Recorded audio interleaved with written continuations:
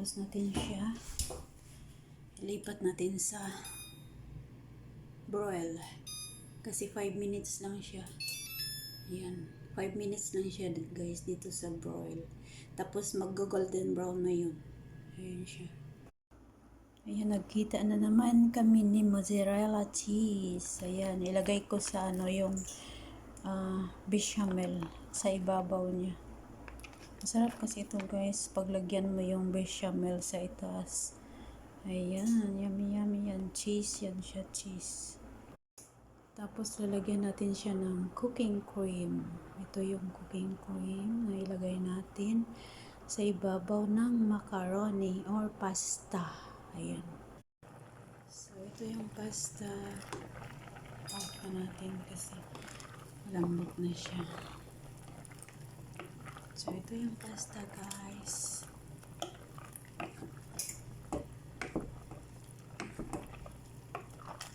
Ayan, ang pasta. Ito na siya.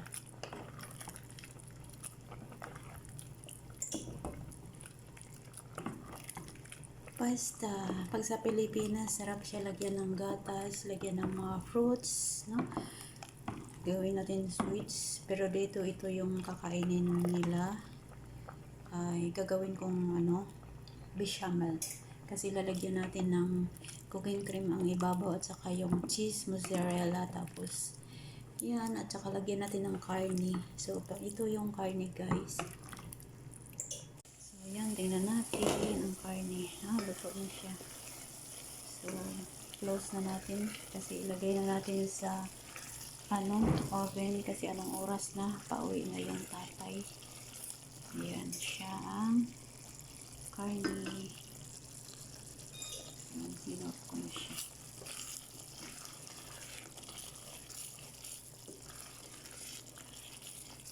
Yan ang ginaling na karne. Yan siya.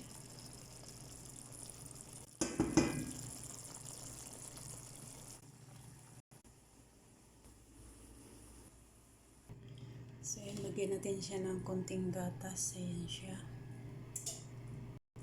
Tapos, lagyan natin siya ng cooking cream.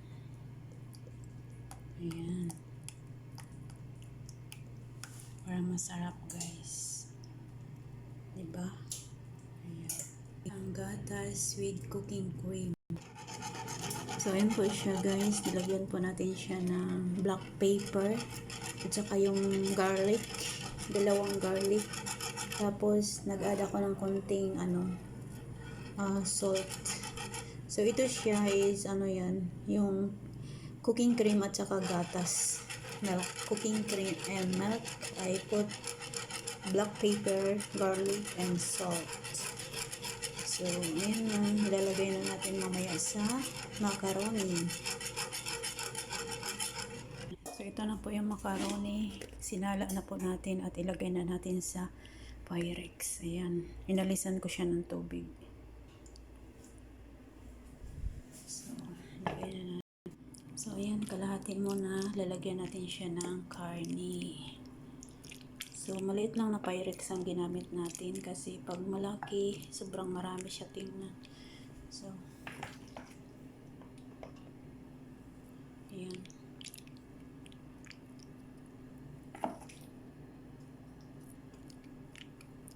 Ayan siya.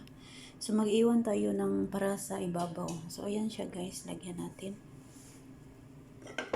Bigyan natin ng karne. Ayan. So, konti sticky na siya.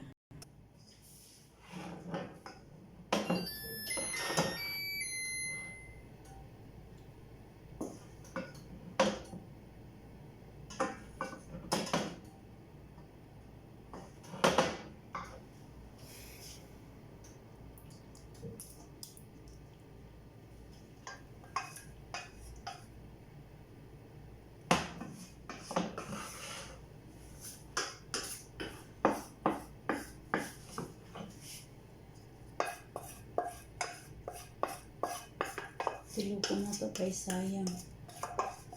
Masarap siya guys.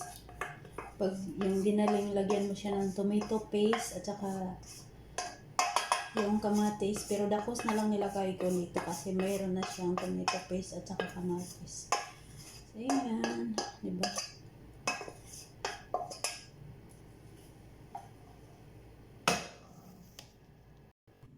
So, ngayon ganunin natin siya. Ayan. Diba? Ganyan.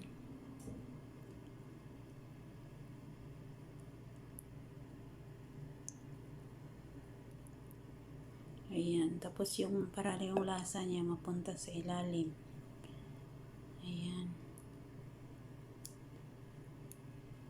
Ganyan siya guys. Tapos ilagay natin yung macaroni na yung naiwan.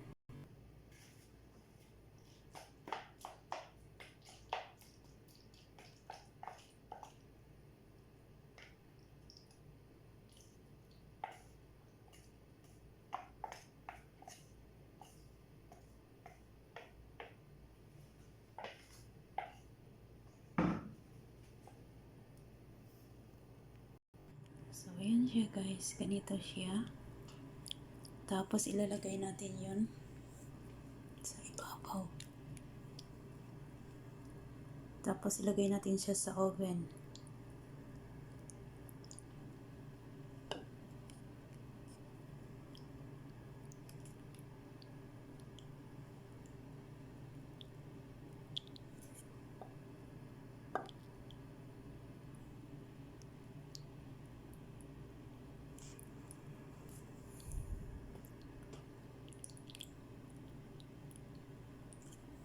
Ayan. Ayan, ilagay na natin ang cooking cream.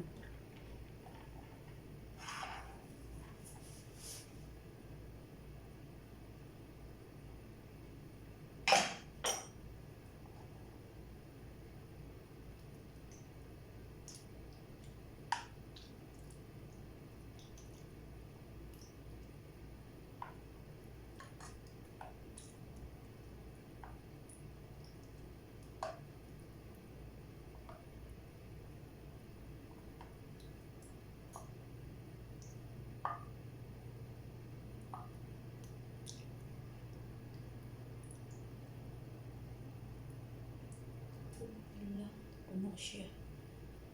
Oh my gosh, puno.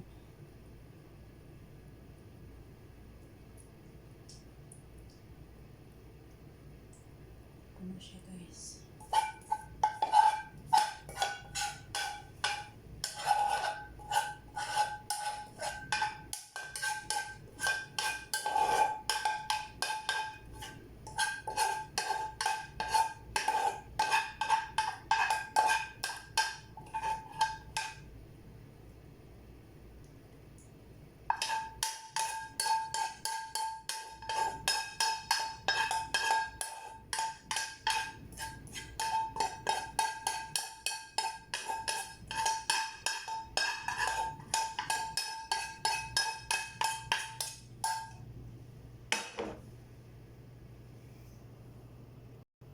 Ayan na siya guys. So ngayon ilagay natin siya sa oven. Pag magkulay brown na siya, lagyan natin siya ng mozzarella cheese. No? Pag mag-brown na siya. Ayan. So ayan siya guys. Nandyan ang karne sa loob. Macarona tapos yung ginaling na karne. Ayan. Tapos ayan ang resulta. Ayan. So, ito yung ilagay natin sa ibabaw pag mag-brown na ang macaroni. So, ayan siya guys. Ayan. Pag mag-brown na siya, lagyan natin ito, cheese. Ganito po ang bechamel guys na special kasi cooking cream at saka gatas.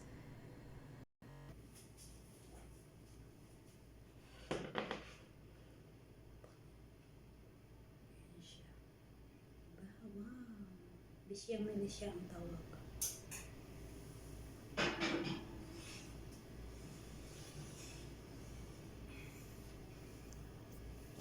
Tapos po mag-brown na yung lalagyan natin siya nito.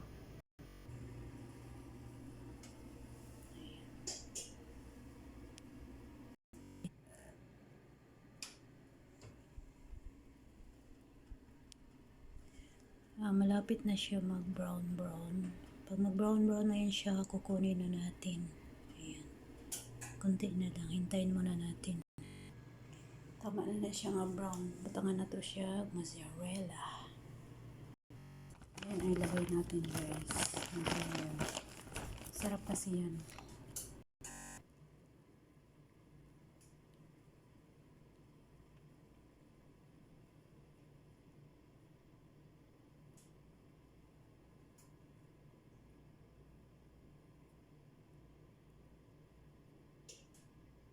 Cheese yun siya. Mozzarella cheese.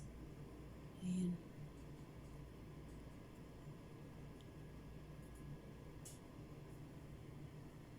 Tapos ilagay natin siya ulit sa oven. Ano to siya guys? Special na bechamel. Ayan. Cheese. Tilagay natin siya ng cheese. So, ayan so yung cheese natin guys na mozzarella. Ayan.